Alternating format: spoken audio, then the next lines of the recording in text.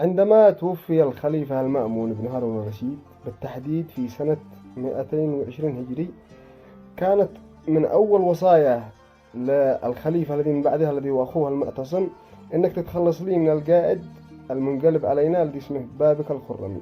هذا القائد انقلب على الدولة العباسية وشكل دولة لوحده في منطقة أذربيجان اللي هي معروفة هذا الحين. المعتصم بالفعل أول ما مسك السلطة واستتب له الأمر قام جمع القادة كلهم والوزراء والضباط والفرسان وقال أشتيكم تدوا لي السيديات كاملة حق القادة هذه عندنا والضباط والشجعان والفرسان، أشتي فارس لا يشق له غبار، معه مهمة صعبة جدا. بالفعل قام الوزراء حقهم المستشارين ادوا له السيديات حق القادة والضباط الذي هناك، كلهن كانوا يمشين فصح الاختيار على واحد فقط، جميع الأصابع تشير إليه، السي في الذي فاز بدرجة امتياز، وهو القائد المحنك اسمه محمد بن حميد الطوسي. هذا القائد تخيل انه اي صفات نبيلة في عقلك من بطولة وشجاعة وذكاء وكرم وجود وسخاء وفطنة توجد في هذا الفارس. اجتمع بها المعتصم مع هذا الفارس وقال مهمتك أدوقع كيت وكيت وكيت إنك تتغلب لي على بابك الخرمي هذا وترد أذربيجان لأحضان الدولة. طبعا بابك الخرمي هذا كان محصن وشجاع ومعه جيش ومعه زلط في نفس الوقت، فكانت المهمة صعبة جدا. المعتصم مد الطوسي هذا بالزلط والعتاد والجنود وجيش جرار معه، وقال له عاد باقي جيش ثاني بلقاكم من هذه المنطقة موالين للدولة، اجتمع معهم وشوف ولدي يصبر وسبرته. قال تم، توكلوا للمنطقة هذيك. اجتمع الطوسي بالجيش الذي جاء، بابك الخرمي كان معه جواسيس وخونة في الجيش الذي جاء موالي مع المعتصم. اجتمعوا معه قال كيف نباغتهم، كيف نهزمهم، كيف نحاصرهم. طبعا كان محصن هذا بابك الخرمي، فقالوا ناس من القادة الذي هنا قال هذه بلادنا وإحنا خبر، اعرف أمور، تعال ندخل من مكان زي الشعب هكذا. قال ما بالله هذاك المكان ما نقدر ندخل له من هناك.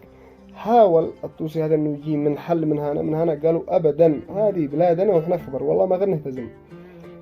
فبعد اصرار وعناد رضخ بقولهم وقاموا اليوم الثاني يتوكلوا، دخلوا ينفذوا الخطة على ما تموا، دخلوا من بين الشعب والجبال هذا يباغتوهم، وحصلت الفاجعة حيث كان الجيش هذا حق بابك الخرمي قدم داري بالوقت والزمن والمكان الذي يدخلوا منه، فانهلوا عليهم من كل حدب وصوب. تخيل جيش جرار ينزل من فوق الجبل ويحاصرهم. الجيش الطوسي هذا من الفاجعة والخوف والرعب الذي حصل لهم، الذي هرب هرب والذي أسر والذي مات.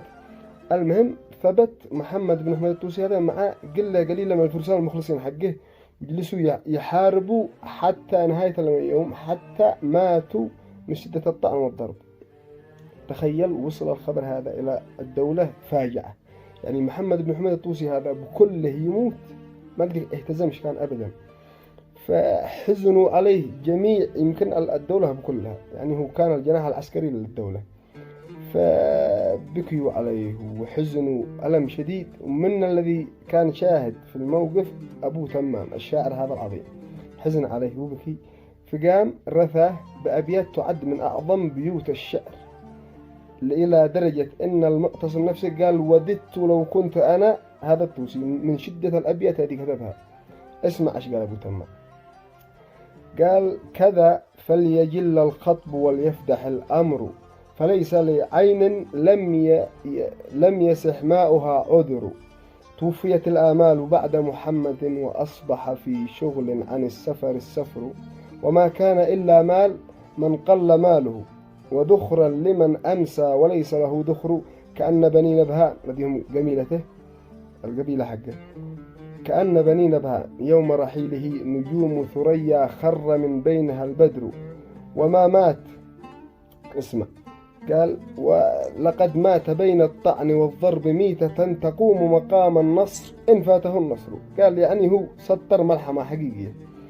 قال وما مات حتى مات مضرب سيفه من الطعن، واعتلت عليه القنا السمر، وقد كان فوت الموت سهلا، كان يقدر يهرب عادي، كان يقدر، فرده إليه الحفاظ المر والخلق الوعر، فأثبت في مستنقع الموت رجله وقال لها من تحت أخمسك الحشر. الله الله الله الله. قال تردى ثياب الموت حمرا فما أتى لها الليل إلا وهي من سندس خضر، مضى طاهر الأثواب لم تبق روضة غداة ثوى إلا اشتهت أنها قبر. قال جميع بقاع الأرض كانت تقول يا من ادفنوا هذا الطوسي عندي من عظمه ومن قدره.